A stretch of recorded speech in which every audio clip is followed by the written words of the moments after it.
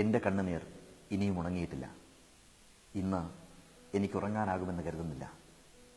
വെറും 5 മാസം മാത്രം പ്രായമുള്ള ഭഗദീഷ് എന്ന കുഞ്ഞിൻ്റെ നിഷ്കളങ്കമായ കണ്ണുകളാണ് മനസ്സ് നിറയെ. ആഘോഷങ്ങൾ അർത്ഥപൂർണമാവുന്നത് ആ ദിനത്തിൻ്റെ ഓർമ്മകൾ നമ്മുടെ ഹൃദയത്തിൽ ആഴത്തിൽ മുദ്രണം ചെയ്യപ്പെടുമ്പോഴാണ്. ചിലപ്പോഴത് നനുത്ത ഓർമ്മകളാകും, ചിലപ്പോഴത് നൊമ്പരപ്പെടുത്തുന്ന ഓർമ്മകളാകും. അങ്ങനെയാണെങ്കിൽ ഇന്നത്തെ ചെറിയ പെരുന്നാൾ എൻ്റെ മനസ്സിൽ അവശേഷിപ്പിച്ചത് വേദനിപ്പിക്കുന്ന ഓർമ്മകളായിരുന്നു. ഞാൻ ഈദ് മുബാറക് എന്ന് പറഞ്ഞത് അവരോടായിരുന്നു. തമിഴ്നാട്ടിൽ നിന്നുള്ള വെറും 5 മാസം മാത്രം പ്രായമുള്ള ഭഗദീഷ് എന്ന കൊച്ചു കുഞ്ഞു മുതൽ കുറേയേറെ ക്യാൻസർ രോഗികൾ. അവരോടൊപ്പമാണ് ഞാനും പാളയം ഇമാമും ഇന്ന് ഒരുമിച്ചിരുന്ന് ഭക്ഷണം കഴിച്ചത്.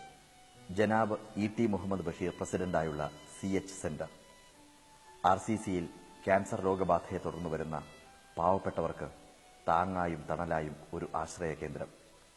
അവിടെ രോഗിക്കും അവരോടൊപ്പമുള്ളവർക്കും ഭക്ഷണവും താമസവും എല്ലാം സൗജന്യം.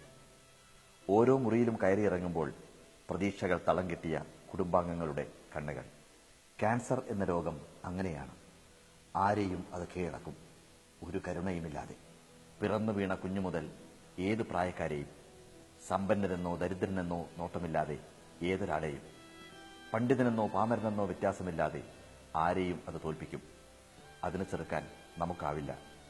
പക്ഷേ മുന്നിൽ ഇരുട്ടുമാത്രം ബാക്കിയാവുന്ന, രോഗികൾക്ക് ആശ്രയ കേന്ദ്രമാകുന്ന CH സെന്ററിനെ പോലെയുള്ള കേന്ദ്രങ്ങളെ സംരക്ഷിക്കുവാൻ അല്ലെങ്കിൽ താങ്ങി നിർത്തുവാൻ നമുക്കാവും.